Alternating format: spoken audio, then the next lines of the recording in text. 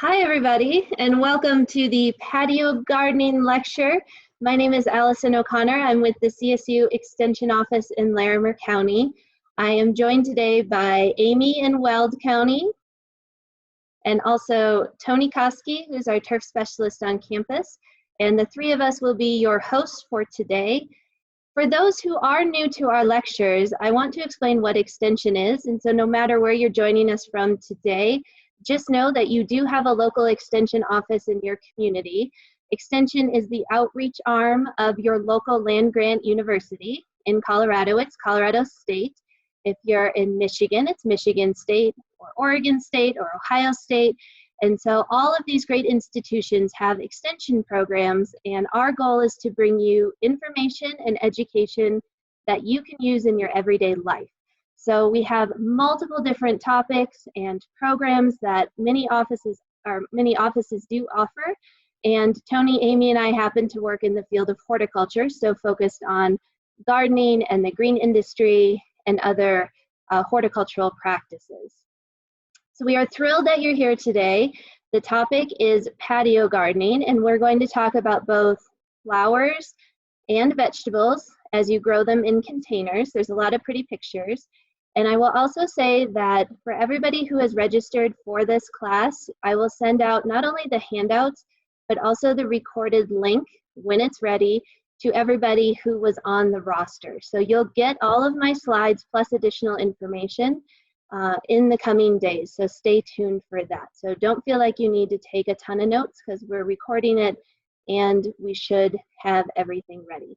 So what I am going to do is I'm going to stop my video so that we can save on bandwidth, and then as you have questions, there's a lot of people on this call, so make sure that if you have questions, you can type them into the chat. Amy and Tony will answer those questions as we go along. If there seems to be a concept that there's a lot of questions about, Amy can stop me and I will be sure to share and kind of elaborate on that. But just know that that's what we're going to do. So welcome, and let's go ahead and get started. So patio gardening.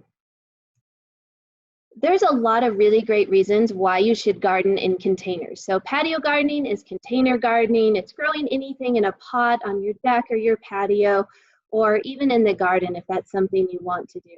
So there's a lot of different reasons that you may choose to do this. One is that you might have limited time. Maybe you're a really, really busy individual, I think all of us are, and you just want to grow a couple of tomatoes outside. Containers are portable, so you can actually move them around. So if you're having a dinner party outside, you can actually kind of place them based on where your clients are. And there's a lot of homes that just don't have a lot of space. A lot of people maybe don't have a space to have an in-ground garden. Maybe you have the worst soil ever. Here in Colorado, we always complain about our soils. And so gardening in containers is a way to actually get some really quality vegetables and flowers without having to mess with your native garden soils.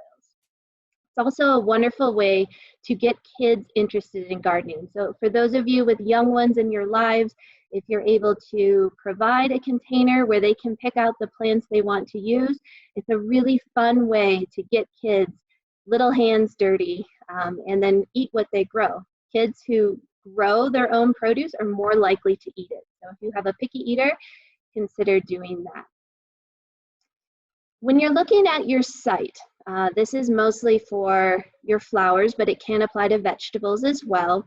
There are certain things that you can consider, like maybe you want to block the ugly electrical box that you can see from your kitchen window. Placing a container there is a great way to kind of mask that. In this case, in this photograph, this was actually taken at Denver Botanic Gardens, and it was many years ago, so it was before they did their major renovations. And in this case, they used this container to kind of block the entrance to this gate. It was actually going to a private part of the garden that wasn't open to the public, and so they just placed containers accordingly. Also consider your available light and exposure. You'll want to select plants that do well in those specific locations, and so make sure that you're considering how much light or shade those areas get, and then select your plants accordingly. Also think about how you use the space. You don't necessarily want to have containers blocking foot traffic on your patio, and so make sure that they are in a place where they are either out of the way. I know on my own patio, I have a fairly small slab that I use to grow things, and my dogs have a doggy door, the beagles have a doggy door, and Maple in particular will run down outside the doggy door and then leap over any of the containers that I have on the patio. So consider how the space is used. And then the biggest thing with containers is that you need to make sure that you have water readily available. It's really fun in the spring to plant things and you're all excited, but if it's July and you are dragging hoses 50 feet across your landscape, it gets pretty old. So that is the biggest thing. Containers will need a lot more irrigation than anything that you grow in the ground, simply because they are more exposed to the elements and will dry out. We'll talk about watering, so don't worry about that, but definitely consider where your hose is located. Also think about growing vertically. So if you have a really small space, or perhaps you just have a tiny little balcony that you want to grow some plants on outside, anytime you can grow plants upward, you're actually going to make the space feel larger, and you're going to utilize that upward space to then maximize production. So height again makes small spaces seem larger, so you can use simple trellises, you can use pergolas, and then there's a lot of different plants that you could actually plant in order to grow up those structures. So annual flowers include black-eyed Susan, which is the one pictured here. There's a lot of vegetables that you could actually train up so you benefit from being able to eat them, but they're also great at climbing. And then there's perennial vines. So you can plant perennials, woody plants, even small trees in containers, as long as you're understanding how you need to care for them during the winter months, either by overwintering, or you're going to treat them as a more expensive annual. So you can plant roses in containers and then decide what to do with them. Maybe you give them to a friend if you don't have space outside, or you can try to overwinter them. So again, utilize the space you have, and you can actually pack a lot of plants into a very small area. This is another great example. I love this photograph. This is a pallet, just a very simple pallet. And then what they did is they took wire clamps, or hose clamps, and they somehow fastened them to the wood pallet. And then they made the hose clamps wide enough where they could slip herb pots into them.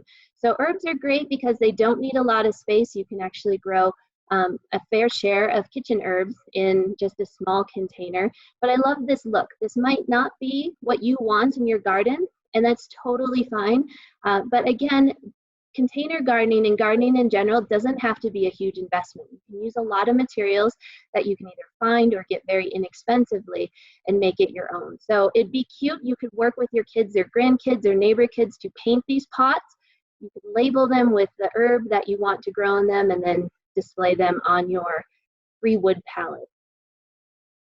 With placement of containers, if you group them together, and this is really more of an impact if you're growing annuals in your containers, but grouping like containers together is really going to create more of a theatrical appearance in your garden. It's going to create a lot of drama. It's going to add maybe a little bit more of a formal touch.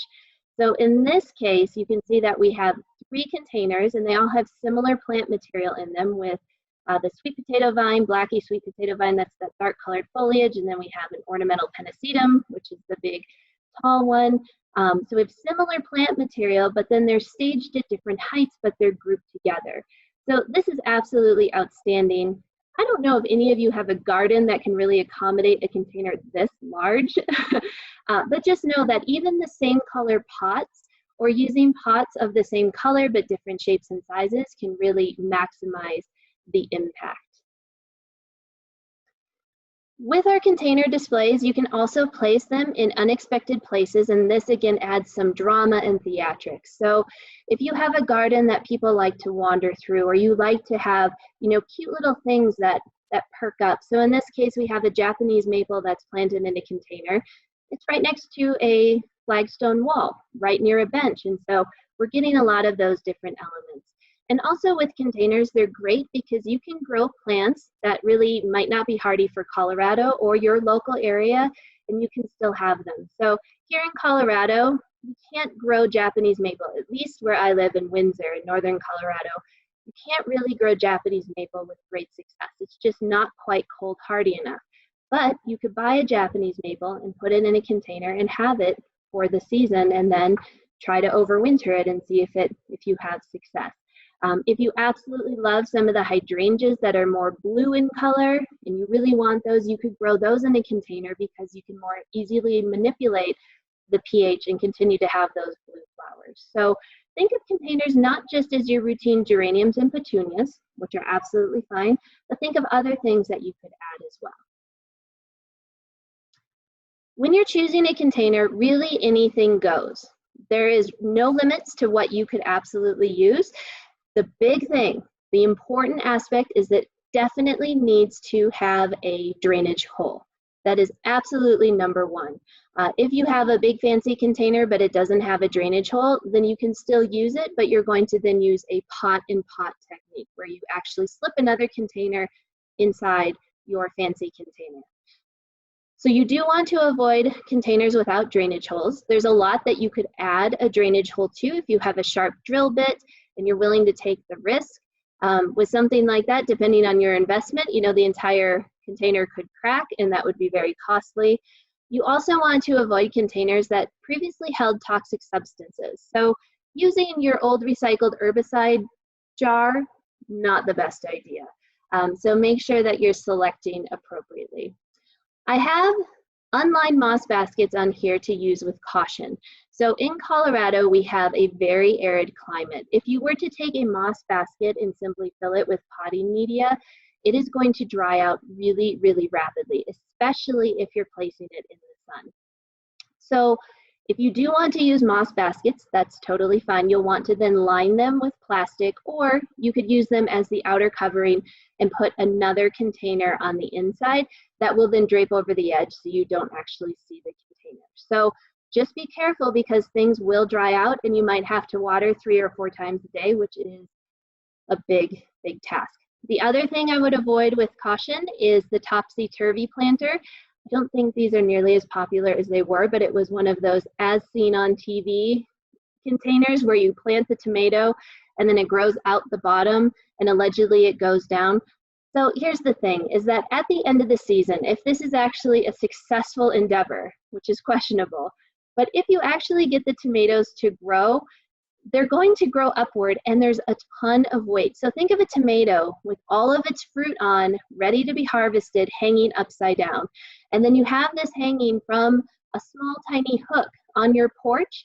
That tiny hook is not going to hold all of that weight. So you can use them, but make sure that you are engineering it to accommodate the weight when the plant is fully mature and bearing fruit. I just want to make a note about wood containers, or even wood if you're planning to do raised beds. Raised beds is a totally different topic, but just know that all of the wood since 2004 has been deemed safe for use for edible crops. So that means any treated lumber that you're buying, any treated wood containers, etc. All of those have been safe. The chemicals that they're now using to preserve the life of the wood are safe for planting and eating from if you're growing edibles in those in that wood area. If you choose not to use treated lumber, you can then use rot-resistant wood like redwood or cedar. Obviously going to be a lot more expensive. There's also the engineered woods that have a form of plastic in them. Those are perfectly safe to use. Or if you're just really, really cautious and you're not comfortable or you're not sure when you purchase the container, you can absolutely use it, but then again, just grow it, your plants in a separate pot, and then you can sink it into the wood container itself as is shown here. So that's the pot-in-pot method. But again, all treated lumber is safe for use on edibles. Moving into media, you might call it soil. Please don't call it dirt. But media, we call it media or potting media or potting mix. We call it media because in general, it actually doesn't contain any sort of soil. So these mixes are 100% organic matter for the most part. So they might have some bark in them, maybe some peat moss. They might have some perlite, which is the little white flecks that you're seeing in this photograph. You might have vermiculite, which is the gold flecks. And these medias or mediums, they're very, very lightweight. They drain really well. Some of them might have added fertilizer to them. And so just know that we're not recommending that you use any sort of soil or bagged soil products. So products like garden soil, or even if you think you could use soil from your outside garden beds, that's not a good recommendation. In general, any products with soil tend to be very heavy. They also may not drain well, and so it might lead to too wet conditions, which is not good for your plant material. So we would recommend that you use a potting mix. You can use whatever you want. There's 100 different types out there. Maybe you've had really great success with one from your local supplier or one that you have relied on for the last 50 years. Absolutely go ahead and use that. You can also mix your own, and there are recipes, if you will, online that you can mix those products, especially if you're planting a lot of containers. My dad is a huge container grower, and he has something in the neighborhood of 40 to 60 hanging pots and baskets every year, which is ridiculous. My dad, it's beautiful, but it's a lot to water. So he actually mixes his own, which is more economical for him. But the purpose of media is to provide water, nutrients, and then support for the plants. So even though it's lightweight, it's going to keep your plants in the media as they start to grow. If it's too lightweight, your plants will actually move about, and especially if we have winds like we do today, that's not going to bode well for some of your larger plants. It needs to also be well aerated and well drained, and then lightweight. Containers should not be super heavy after they're fully watered and saturated, and you should be able to move them around. That's another benefit of using media that's lightweight. So again, I would avoid using any sort of native soil or bagged garden soil. It's just not the best option for our container plants.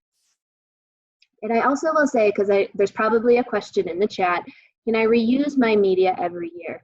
So the official answer is that you should replace it. Now that's really costly, and especially if you have large containers.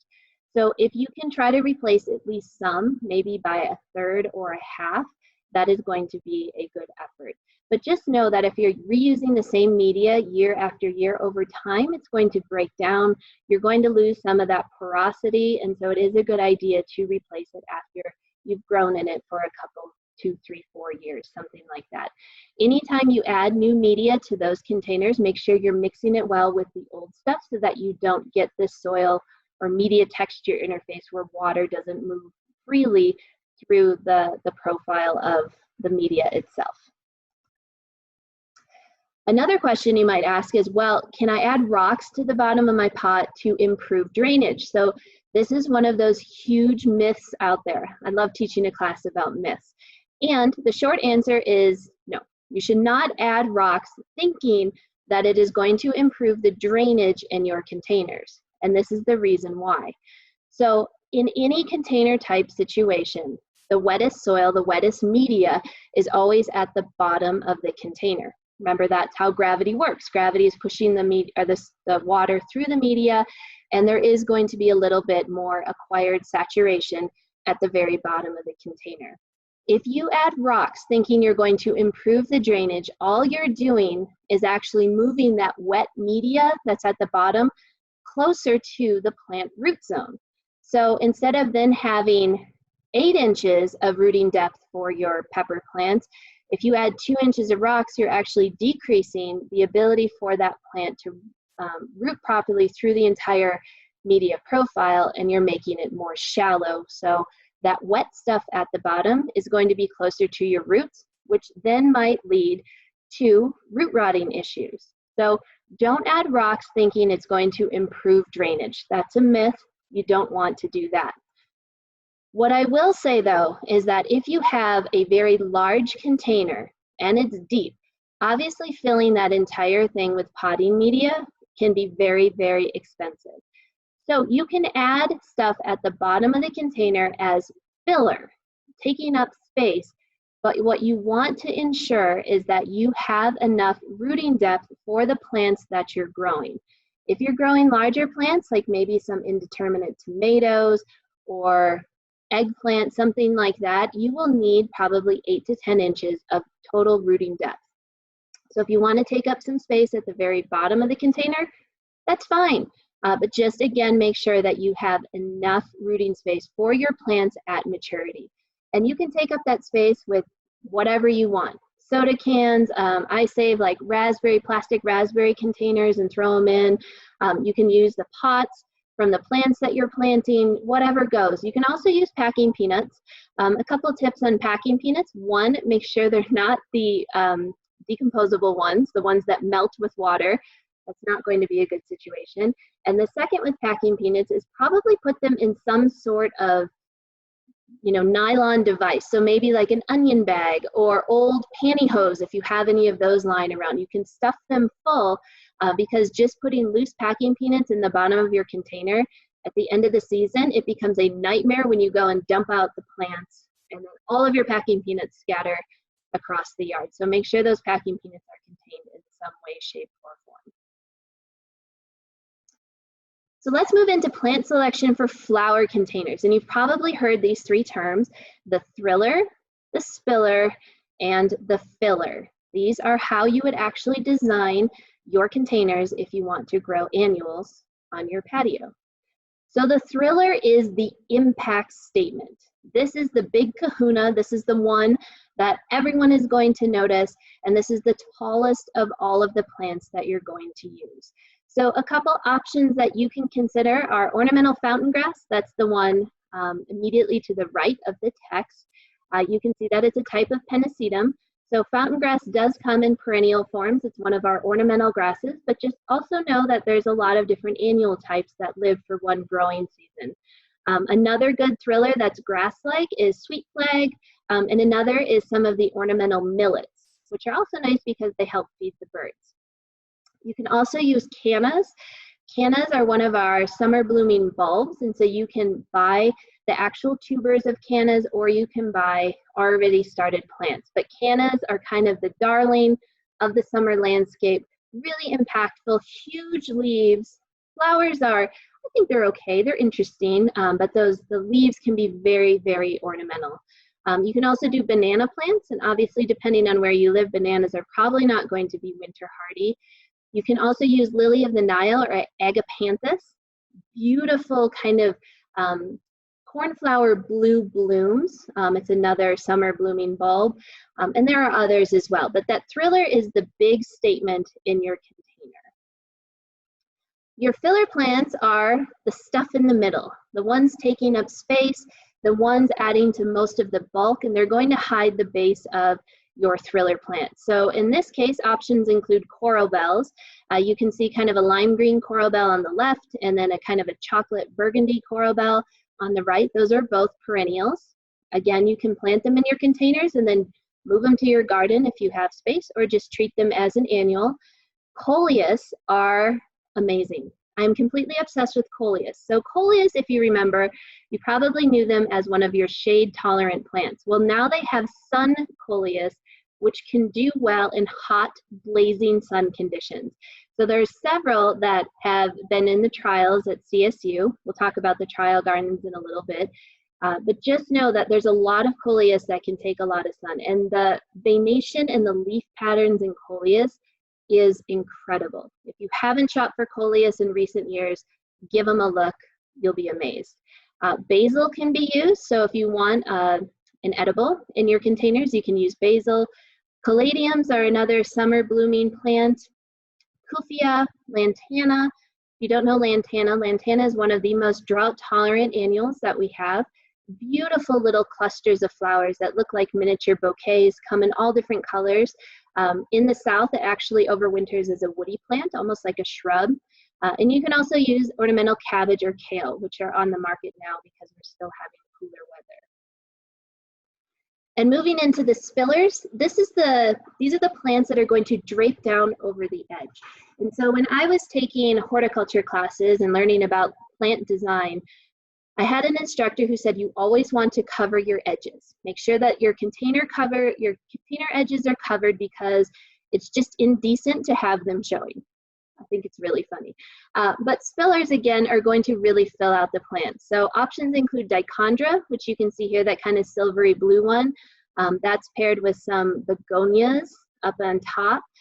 You can also use sweet potato vine. Sweet potato vine is kind of the classic spiller plant, and I absolutely love sweet potato vine because it's just a foliage plant. So in this case, you have both the lime green and then you have kind of the chocolate burgundy one behind it. You could also use creeping jenny, calibrachoas, which are those miniature petunias, nasturtiums, alyssum, and then bacopa, which is kind of like a waterfall of tiny white flowers. So there's a lot of different spiller options that you could consider.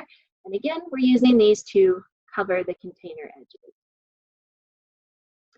When it comes to design, color is very impactful. So color is very emotional. It's also incredibly personal to the person that's designing the container.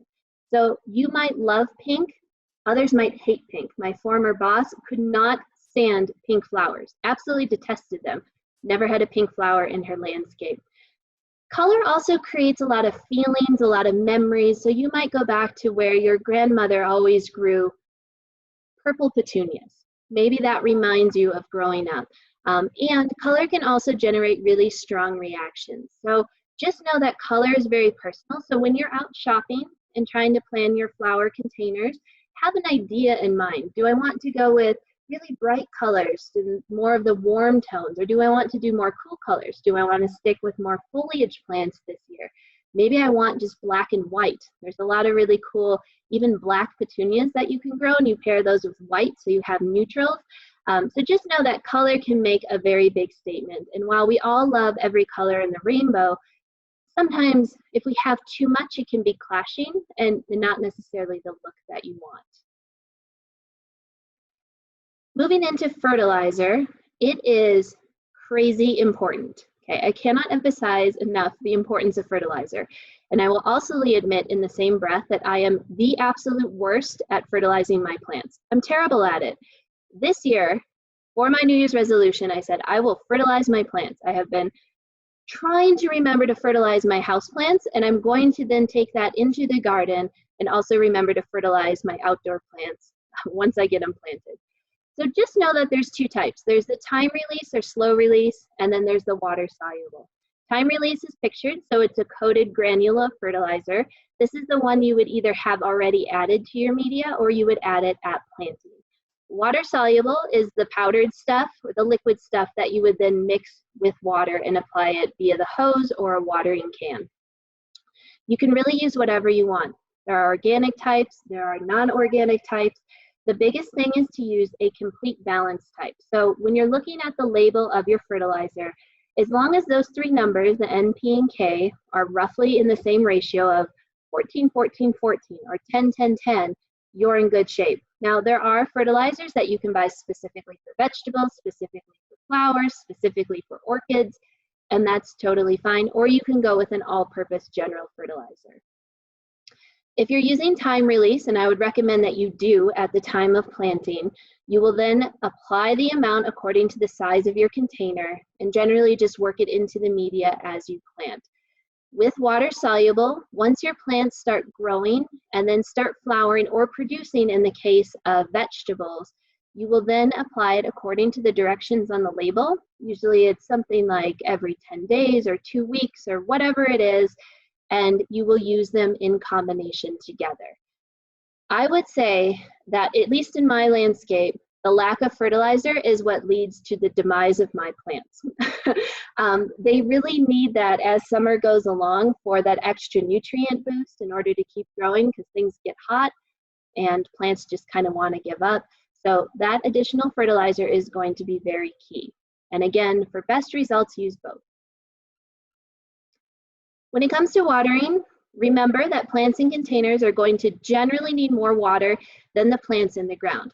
That might not be true immediately after planting. We have young plants, and in some cases, you're putting small plants into large volumes of media. But as those plants start to grow and fill out and develop root systems, you will probably need to be watering every day.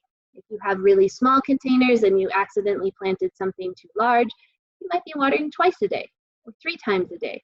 And if watering isn't your favorite thing, you can always do drip irrigation. You can hook everything up to drip and then run the lines accordingly.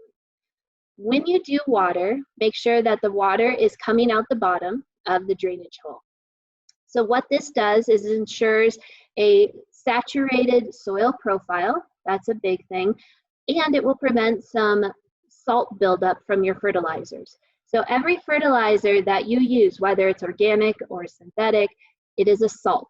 And you don't want salt buildup in your containers, which is why you then need to water to leach those salts through the media profile. If you want to, and there are some potting media products, they have those water holding polymers included. The research on them isn't very positive. You might get away with maybe 1 or 2 waterings. And so the idea is that these polymers, these kind of like gel type things, when you water, they absorb moisture and then they release it as time goes on and as the media starts to dry out. So here's the thing, you might get away with like missing 1 watering, maybe 2, but you can never leave for a week and expect that these polymers are going to adequately water your plants. So I wouldn't rely on them, and I probably wouldn't recommend that you add them to the media. You can argue with me in the chat if you've had great success, but I think sometimes they give us a little bit more comfort than needed, and we don't necessarily want to drought stress our plants because that can lead to poor performance later on. So water holding polymers are fine. I would just use them with caution.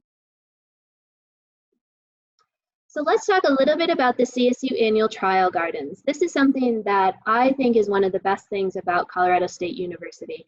The CSU trials are located just east of the university on Remington Street. So if you're familiar with the area, they're right by the old Fort Collins High School, which is now the Center for the Performing Arts at CSU.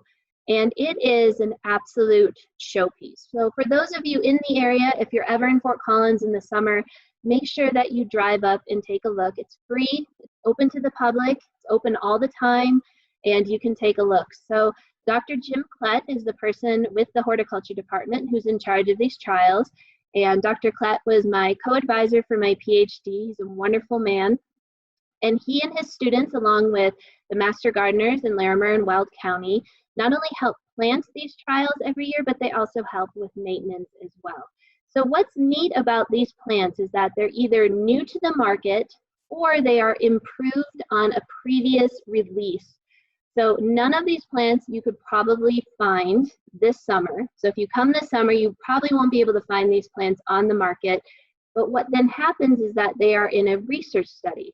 So in August, we have the industry, we also have a consumer day where people come and evaluate the plants and determine if it's good to be released later on or if it needs more improvement. So they look at flower color, vigor, how many blooms there are there any disease issues, how did it perform compared to the other plants. So if you ever have a chance to evaluate these plants, you are usually assigned a whole bunch of petunias, and after a while, a pink petunia looks like a pink petunia, but there are different merits to them. So this year, they're starting to plant tomorrow with the container trials, and they have about 1,200 varieties that will be going into the garden.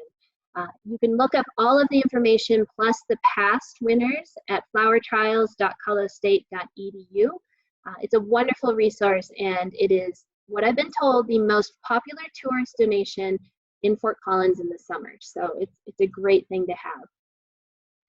So every year with these trials, they come up with the top performers. These are the plants that really got a lot of attention or received high marks from those that were doing the judging. So these were specifically selected by those evaluating. So it includes the seed companies, it includes green industry, master gardeners. They take people from the consumer side of things, so the general public, they take their comments into consideration, and then they release a list of plants for the top performers or best of. So 3 I want to highlight are coming up. So the overall best of show in 2019 was a dahlia named City Lights Purple.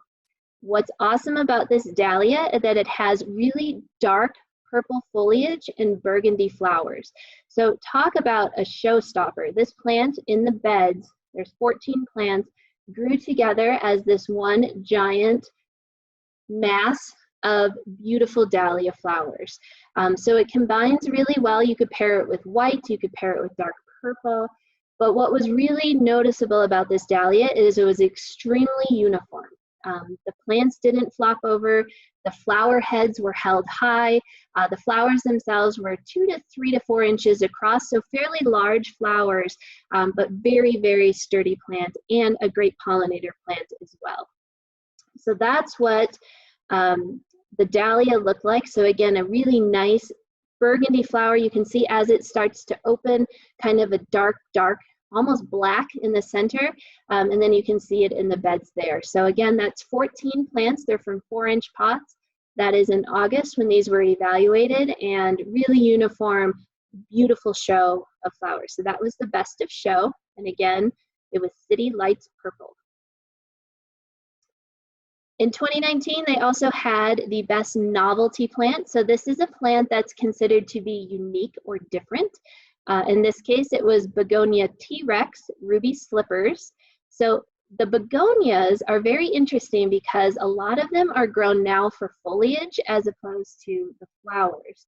So there's been, again, like coleus, a lot of production going into begonias for the foliage and the unique characteristics of that.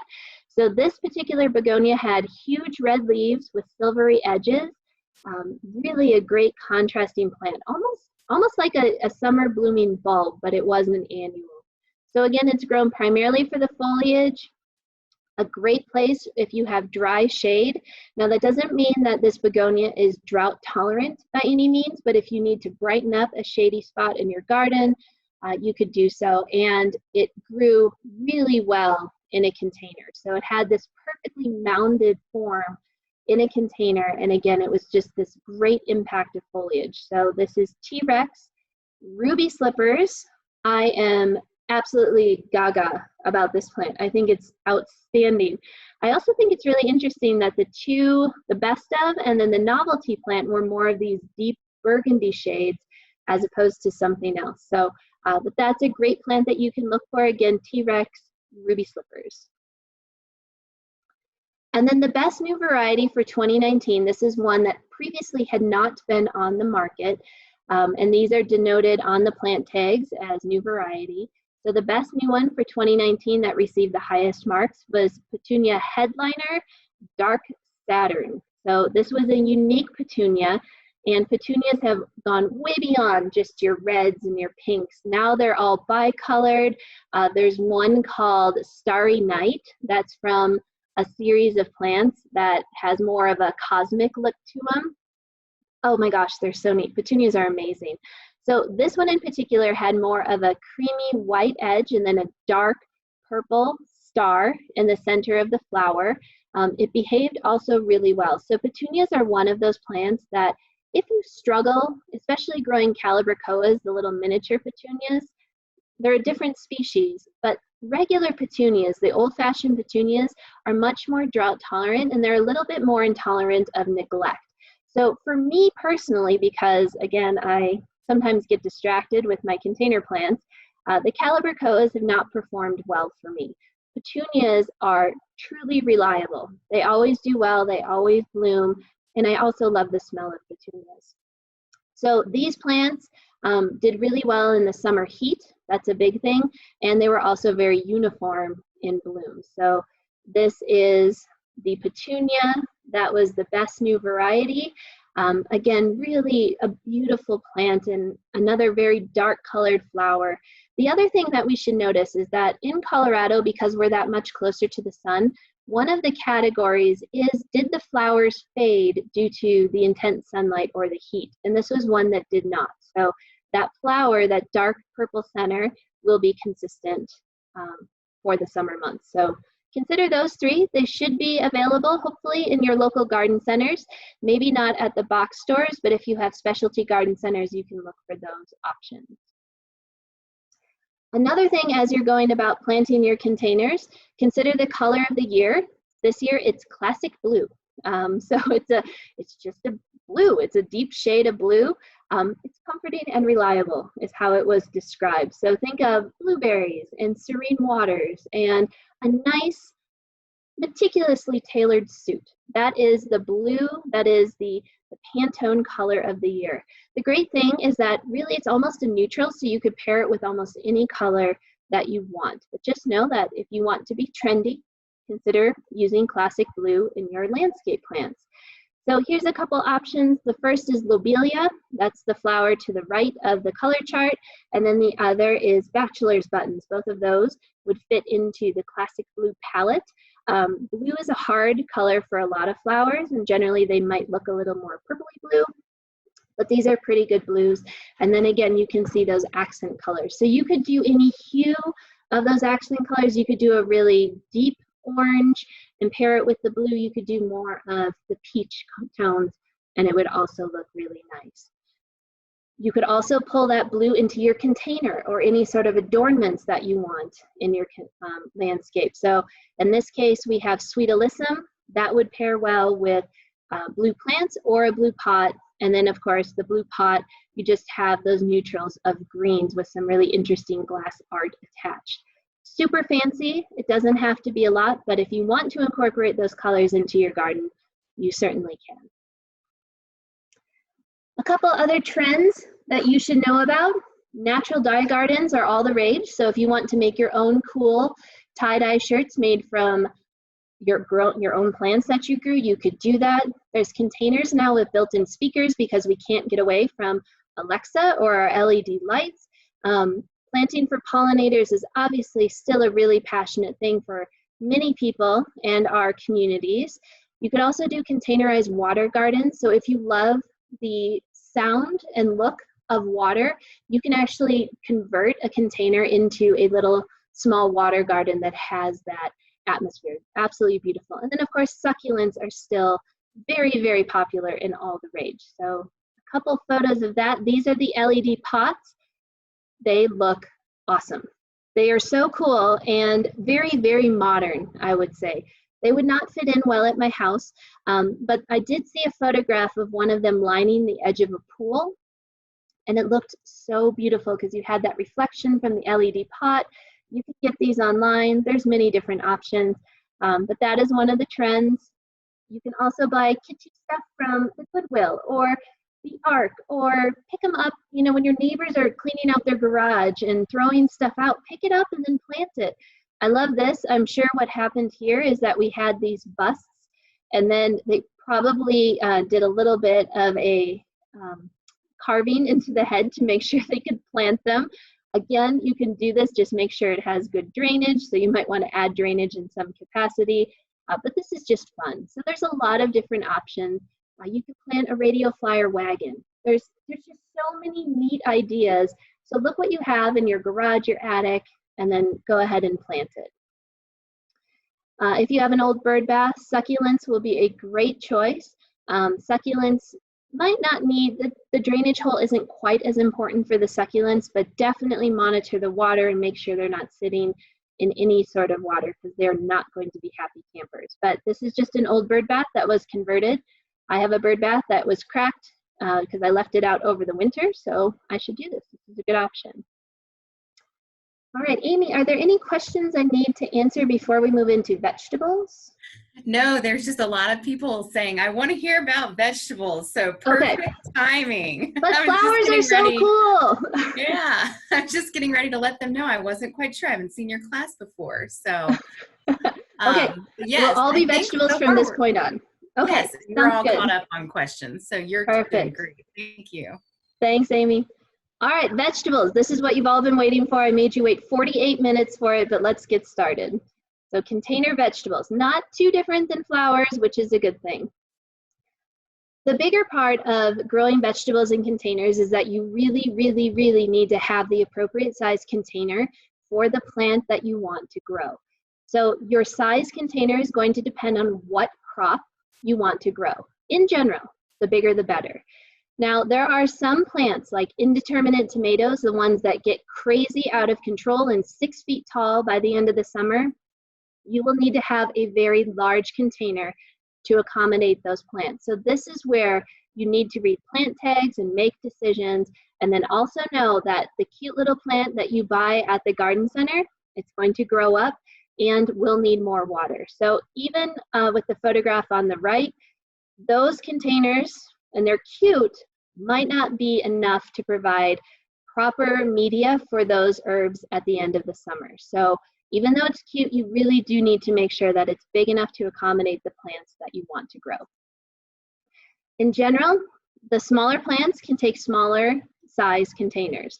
So peppers, chard, dwarf tomatoes, you could probably get away with a 1 or 2 gallon pot. Really pushing it, I would say. But peppers for sure could do better in a smaller pot, but the larger plants, the larger vegetables, are tomatoes, cucumbers, squash, eggplant. They're going to need at least a 4 or 5 gallon, and this is soil volume. So if you can envision a 5 gallon bucket from Home Depot, that's the equivalent. A 1 or 2 gallon pot is what you might buy some perennials in from the garden center. So kind of get an idea of that based on what you decide to grow. Fertilizing your vegetables, I will say, is as important as fertilizing your flowers. So everything I said before is equally important for your vegetables. You really do need to use both types, the slow release and the water soluble stuff, for the best success. So at planting, add your slow release and then start supplementing a liquid feed when the plants start flowering and then producing fruit. That's kind of the timeline there. And again, follow the directions on the label to know how much and how often to apply fertilizer. For the most part, a lot of your containers are going to need to be trellised.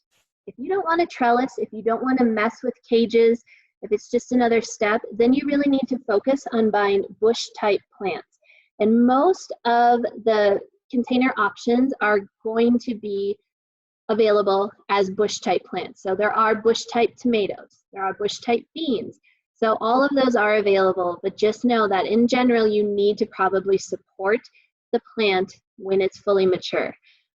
Also, for your containers, if you're growing anything like watermelons or squash, make sure that the fruit itself doesn't weigh any more than 3 pounds at maturity. So there are container watermelon that you can grow. There's some really cute ones. Minnesota Midget is one that I grew last year. It's basically like an individual watermelon that you can have. You can also do winter squash and things like that, but double check, do your research to make sure that that fruit is smaller. And there's a wide variety of materials that you could use for trellises. When it comes to tomato cages, I would say for the most part, the little wire hoop ones, which is pictured in the top right, they're not going to be large enough to support larger tomato plants. And so selection of the type of tomatoes you want to grow is going to be very, very important. So indeterminate tomatoes are the ones that produce, keep growing, produce, keep growing, and they can get to be, again, very, very large by the end of the summer. Easily 4 to 5, 6 or more feet tall, depending on how well you care for them. If you can envision growing a 6-foot tomato in a container, just know that the tomato cage you have is probably inadequate. So you might need to go to a different type of structure. For some of the smaller determinate, which are the bush type tomatoes, you might not need anything more than a bamboo stake to kind of keep it upright. You could probably also get away with using the traditional hoop type tomato cage. If you have those hoop type tomato cages, you can use them. Just know that it might not be enough. And there's a fun project that you can do to build a Santa in the winter months, but Amy can tell you about that because it's a totally different talk. Other options include metal mesh. You can create your own, you can form your own. The biggest thing is to make sure that the gaps between the metal is large enough where you can actually harvest your fruit. So using chicken wire or hardware cloth as tomato cages is not a good idea because it's too small, you can't fit your hand through. So make sure that if you're using something like a galvanized fence, that is going to be a much better option. And they will probably take some training and pruning to keep them in check. Look online, there are so many creative people out there.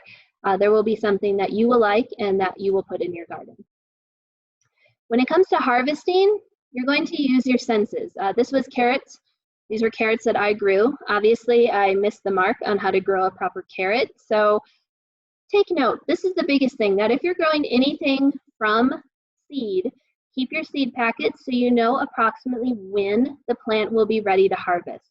So if the days to harvest is 80 days, from the time you seed, it should take about 80 days for that plant to reach maturity.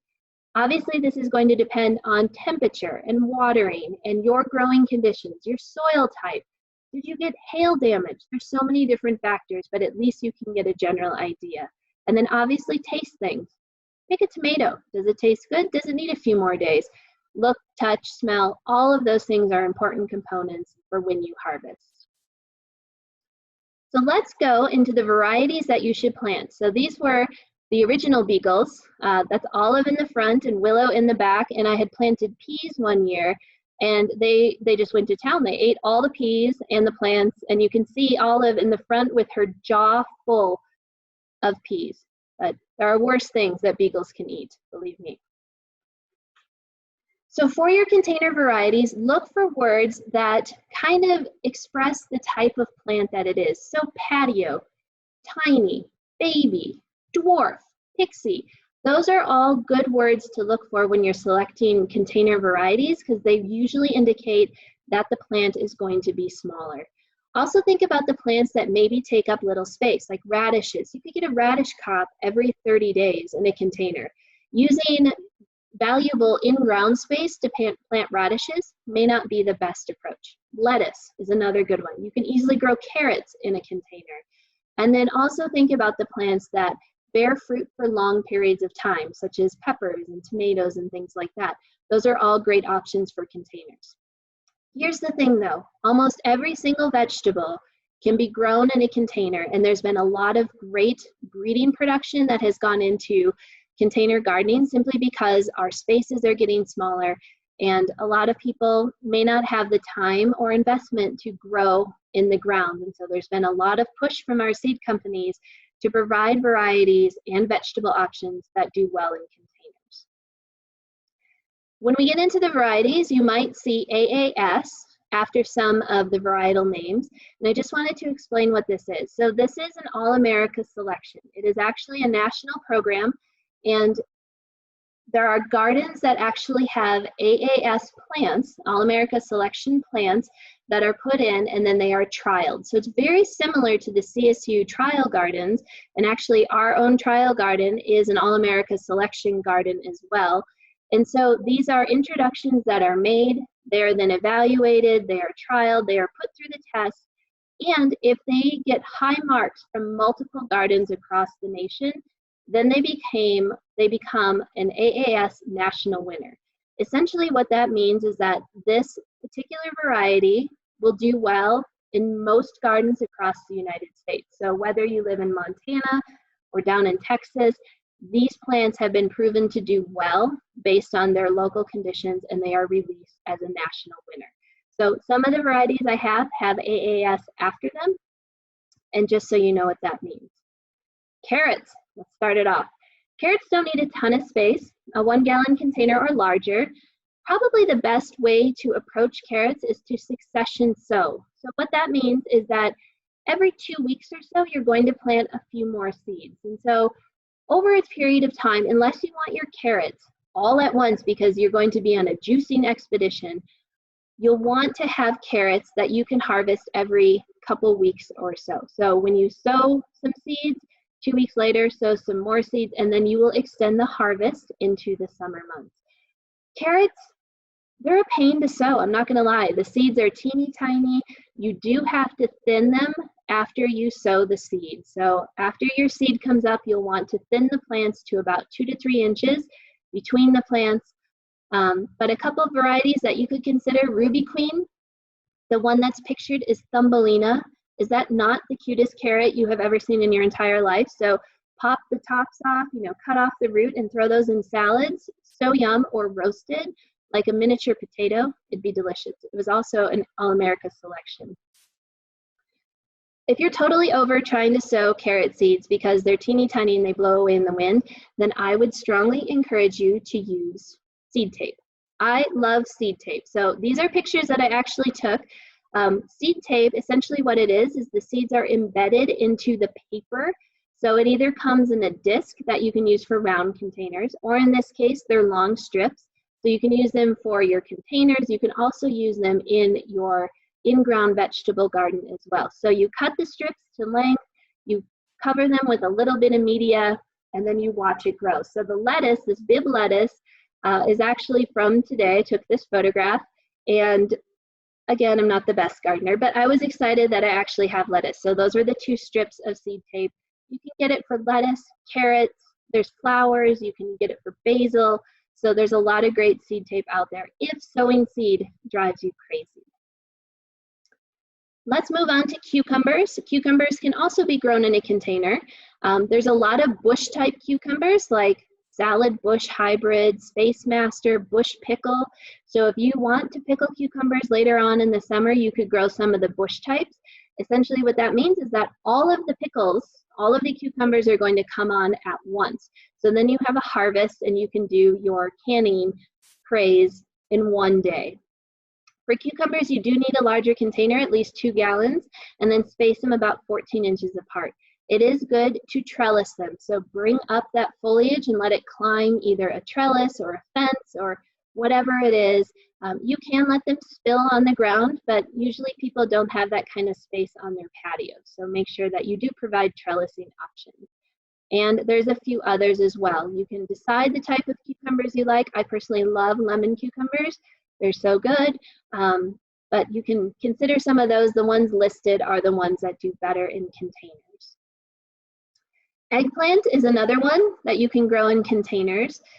The trick with eggplant is that they need full sun and you have to fertilize. These are very hungry plants in general. So fertilization in order to get fruit is absolutely key.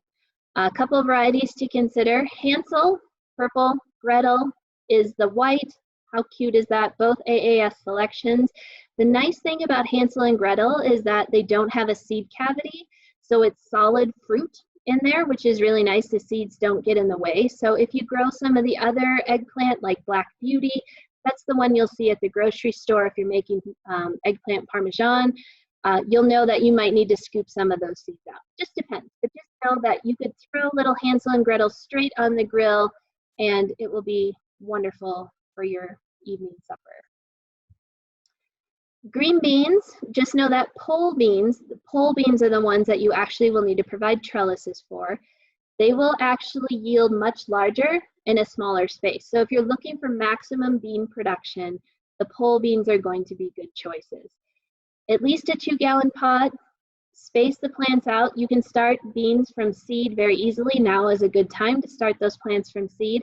And I love this, what they did with the trellis. So these are tomato cages flipped upside down. They somehow anchored them to the soil or the media of the container. So again, flipped upside down, they tied the tops so that they weren't pokey and sticking out, and that's what they used for their trellis. That is a great idea, and then they have beans going up on either side. Beans do need full sun, and the varieties that you would plant in the garden are the ones that you would plant in containers. So the traditional ones are Blue Lake and Kentucky Wonder. Those have been around for decades. They do really well. Why mess with something if you don't need to? And those are great choices. They're very easy to find, and beans are super easy to grow. It's a great one for starters or for kids. Lettuce and other spring greens, they're very heat sensitive. So if you're going to grow lettuce starting now, I would make sure that you have it in a spot where it gets afternoon shade. Lettuce can turn bitter very, very quickly. It can also go to seed quickly, and then when it goes to seed, it's totally going to ruin the flavor. So lettuce is better started in the early spring, but lettuce is great because you don't need a lot of space. You can do a second crop of lettuce starting in maybe July or August for harvest in September and beyond. Most lettuces are going to do well in containers. There is one called Sandy. That's an All-America selection. There also are more lettuce that are heat tolerant. So if you're in a very hot spot, like in Colorado down in El Paso County, in Pueblo and further south, you get a lot more heat, and so you might want some of those more heat-resistant lettuces to consider. There's also miniature lettuce. Oh my gosh, this is the coolest thing ever, because how great would it be to have your own head of lettuce, head of iceberg lettuce, and make a delicious wedge salad with bacon and blue cheese. It's like your own personal beauty from your garden. Miniature lettuce, they're very cute. You can see the bib lettuce in both of the container shots, but there are lots of miniature lettuce varieties out there that you can consider trying, and they're all diminutive, all smaller in size. They will form heads like you can see with the iceberg, but just know that they're smaller than the regular adults. So cute, love it. Peas should be planted early. So there's the old adage that you should plant peas on St. Patrick's Day. I would say actually in Colorado, you should plant peas probably in April or maybe a little bit later. When we're getting weather in March and in April, we tend to have a lot of wet, cold soils, and peas don't generally like wet, cold soils. They will do fine with cooler temperatures as a plant. They're a cool season plant, so they can take some chilly temperatures, but in order to get those seeds germinated, having a little bit more heat to the soils is beneficial. You can grow peas for the shoots or the pods. If you want to grow it on for the fruit, that's great. If you're at high elevations like up in Estes or Red Feather or Steamboat Springs, you can probably grow peas all year. Any of those cool season crops you can definitely grow all year just because you have cooler days. Some varieties to consider: Little Marvel, Tom Thumb, and featured there is Patio Pride, which is an AAS winner. So again, looking for those names that signify that it's going to do well in a container is going to be good. So Little Marvel, Tom Thumb, those indicate that it's going to be a smaller plant. Peas can be trellised. In this case, these are all bush type peas, so they're going to stay a little bit smaller, more compact, but you can grow regular peas or your favorite shelling pea, just provide it some trellising. And yes, you can grow sweet corn in a container, believe it or not. If you grow sweet corn, here's the thing. It needs to be a smaller plant. And there are some varieties that are only 4 to 5 feet tall. It does add some vertical interest.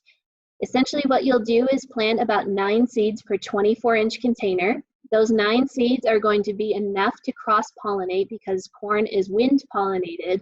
And so those tassels need to hit each other in order to be pollinated fully. So 9 plants will be enough. And you can get corn in about 2 months. The one featured is On Deck.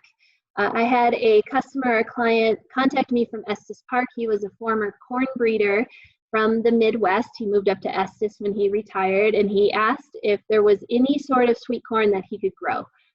Did some research, and this is a variety from Burpee Seed, this On Deck. He did grow it, and the result of the tasting was that it was okay. So he said that it didn't quite compare to some of the really good sweet corn that you would get grown in a field back in the Midwest or down in the, the valley down in Colorado, but he said it wasn't bad. So there is that option. Other varieties to consider are precocious, candy corn, and then golden bantam. So those are all shorter sweet corn varieties, but again, you can't just grow one corn plant and expect to get cobs. You need to have multiple corn plants so that you get that wind pollination. Sweet peppers do really great in containers. And I would actually argue that peppers in general, sweet or hot, are going to do better in a container for you than in the ground. I think they like the heat units a little bit more by sitting on a deck or a patio. And peppers are small enough that they're really suited well to containers. So at the Larimer County Fair, we have an annual hot pepper tasting contest, and our reigning champion for multiple years is a gentleman who grows everything in containers. And let me tell you, I don't get to the hot peppers because I just can't handle it. I'm from Minnesota. But the people who taste it, they are fiery, scorching hot. And I think part of the trick is that he lets those containers get a little bit drought stressed prior to entry, and that intensifies the heat. But sweet peppers will also do really well in containers.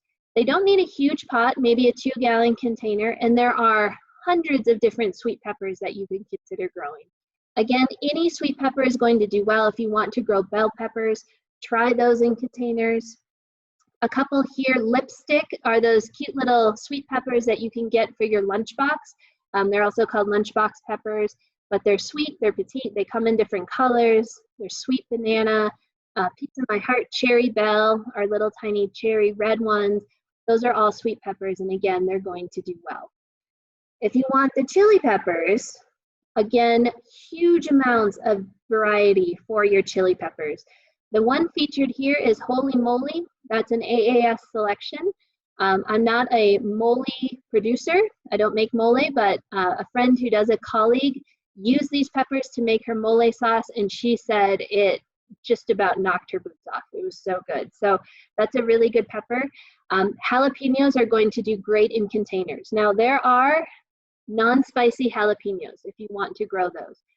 One that I grew that was flaming hot, like so hot that I couldn't even eat it. It was called Biker Billy.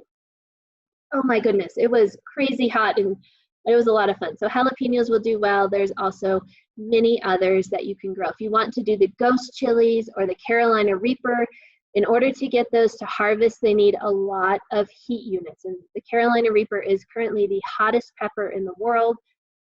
If you grow it, just be very, very careful. But to get it to maturity, growing it in a container would be a better choice. Moving on to summer squash, the bush type squash is best. These are your zucchinis, they are the yellow squash. Those are what constitutes a summer squash. So you can get bush type zucchini. They will need a little bit of space, so at least a 5-gallon pot, which is what's shown here, and you have this amazing harvest of zucchini. And you know, one zucchini plant will do you. And truly, you don't need really more than one unless you really want to give gifts to your neighbors. You might not consider them as gifts.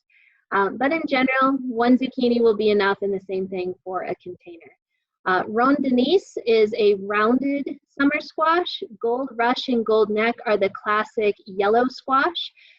Dixie, and then there's early prolific straight neck. So really any squash, any summer squash is going to do fine as long as it's more of a bush type. The non-bush types do get very large. So if you've grown zucchini or summer squash in your garden, you know the plant can get to be 4 to 5 feet wide and 3 feet tall by the end of the summer. So stick to smaller varieties in that case. And winter squash is also an option. I love winter squash, one of my favorite things. Again, needs a much larger container, so at least a 5-gallon container with one plant in it. They do need full sun, and the problem is that if you really like winter squash, one plant doesn't yield a ton of fruit. So you might get 2, 3, 4 acorn squash off of one plant. So that is one of the downsides with growing winter squash in containers, is that it's going to be a very special fruit because you grow it all summer and then you harvest it and the crop yield is fairly small. A couple to consider, Honey Bear is actually an acorn squash. It's a smaller acorn squash, really a squash for one. Featured is Bush Delicata, and then there's Butterscotch. All of those are AAS selections. They're all also going to do very well in containers. You probably get more Bush Delicata off of one plant, but acorn squash is kind of stingy. I grew it one year and I think I harvested 2 by the end of the season. And finally, cherry tomatoes. Oh my gosh, this is what you wanted. What cherry tomatoes can I grow? You can really grow most any tomato in a container. Again, making sure that you accommodate not only the container size, but also appropriate trellising or staking options for the tomato. The vines itself can be very large, so one plant, and these are specifically to cherry tomatoes, more the determinate smaller types. So one plant per a gallon pot. I would even go larger than that. That's the absolute minimum. They do need full sun and they will need to be trellised. So Sweet 100 Patio is a very classic. It's a sweet, small cherry tomato. The one featured here is actually a hanging basket type. It's Liziano. That's an introduction from the All-America selections. There are some heirlooms that you can do. Patio, Pixie, all are going to be very good choices. So I think the one problem I have found is that there's not a lot of seed for container tomatoes, and then the ones that are sold as starts at least at box stores and maybe grocery stores and things like that. Most of them are indeterminate types. So again, be very careful, check the tag, know how big it gets, and then plan accordingly for your container size. And finally, just a couple words about herbs. Last week we talked about herbs, so I don't want to get into it too much, but really herbs are perfectly suited to be grown in containers. A lot of them you can move inside and grow them in the house in the fall. Make sure you quarantine them for a couple weeks to eliminate any nasties like insects coming in so that you don't affect your houseplants. But some of the herbs that do really well in containers include parsley, basil. I would always grow basil in a container. You can easily start basil from seed now and be harvesting in July or August. Thyme does well, rosemary. I have yet to successfully overwinter rosemary ever. My house is just too dry, so that's one thing. But rosemary does really well in containers during the summer. It does like to live a little bit on the dry side, so don't overwater rosemary. Mint, chives, and dill. You can grow dill in a container so you don't have dill everywhere in your landscape. Same thing with mint. I would always recommend mint in a container so it doesn't escape into your lawn and landscape as a result. So to wrap it up, just a couple things. Again, I will let you know that handouts and the recorded link from this session will be sent to everyone who registered for this class. Give us time. Our IT staff on campus is stretched really, really thin at this time, so we're in the queue to get these classes converted to YouTube. But just know that we are having these classes every Wednesday through June 24th, so consider attending our other classes. You can find these classes and sign up for any of the classes that are hosted statewide, not just through the Larimer and Weld Extension offices, by going to our cohorts blog. The URL is csuhort.blogspot.com, and then on the home page, there is a link that is CSU Extension Gardening Webinars. Any class that has been recorded is posted here, as well as a listing of classes that are coming up in the future. You do need to pre-register for all of the classes that Extension is offering, so make sure you go ahead and do that. And Amy, if you will throw up the last poll, if you have questions, please email me, contact your local master gardeners, visit our blog. It's full of great information, and I will take any final questions that there are. But please take our little poll to let us know how you did, and I will come back on. You're muted, Miss Amy. That was there great, you go. Allison. Thank you. That was really great.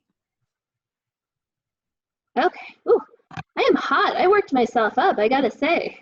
Like I ate a hot pepper.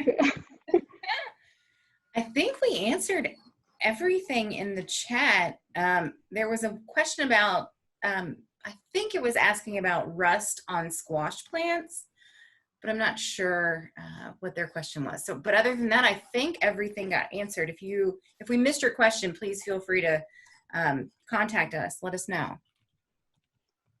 Yeah, and I will say, I didn't mention this, but insects and disease, if you're growing any plants in containers, tends to be less, which is really great than if you grow them in your garden bed. So if you're having struggles with flea beetles or aphids or like powdery mildew on your zucchini, try growing it in a container to see if you can eliminate some of those problems. Let's see. Margot's asking if there's going to be a presentation on how to prune. I'm guessing you're talking about pruning trees. That is something we do in the winter, so we will not be covering that at this time of year, but maybe down the road. Someone asked, is blight better or worse or the same on tomatoes in containers? That's a great question. So tomato blight or some of the other diseases that tomatoes get, if you have had that in your garden, your ingrown garden, I would move everything to containers for at least a few years. So some of those diseases, the spores and some of those things can actually overwinter year after year. So if that has been a problem, put them all in containers. And Amy, if you have other info you want to share on that. I was reading the chat, so I think your answer is great. Another question is, will there be any info on commercial waterless containers? I don't know. Commercial? I've never heard of commercial waterless containers. So I wonder if they're wondering about the ones that water from the bottom. Tony, do you have any ideas of what that might be? It's probably one of those where it's subsurface irrigation with wicking and that kind of thing. I don't know. Yeah. Yeah, so self-watering. They're available. So the idea is it's kind of like African violet containers where there's a wick that then you water from the base in the reservoir, and the wick then keeps things moist. You know, I don't know of any research on it specifically. I think it could work. I'm just not that familiar, and I don't know if we have any science to back that up. If it has worked for you so far, I would go with it. Okay. The fabric containers, that's a great question, Melanie. So that was what I used to grow my trees for my PhD research. And I have leftovers, and I've used them to grow vegetables the last few years. They are awesome. Yeah, work really well for potatoes and peppers. Just make sure you get a big enough pot to accommodate the plant you want to grow. But they work really well. And what I found is that the outside might dry out a little bit, but the actual inner profile of the soil media stays very consistently moist. So as long as you're watering appropriately, totally fine. All right. So I think we've covered, did you talk about fabric pots at all? Maybe I missed it. I just did. Okay. I'm trying to read and pay attention at the same time. It's hard. It is hard.